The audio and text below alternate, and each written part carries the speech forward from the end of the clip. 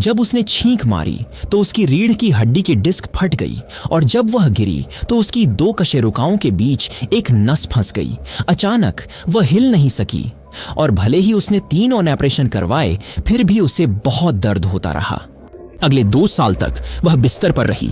उसे इतने ताकतवर दर्द निवारक की जरूरत थी कि वह मतिभ्रम करने लगी। लेकिन आखिरकार डॉक्टरों ने उसकी रीढ़ के चारों ओर प्लास्टिक का पिंजरा डाला जिससे फंसी नस पर दबाव कम हुआ और 1 हफ्ते में वह फिर से चल रही थी और अपनी छींक को रोक रही थी।